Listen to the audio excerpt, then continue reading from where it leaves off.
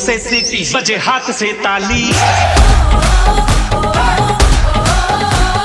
लड़की देखी मुंह से सीटी बजे हाथ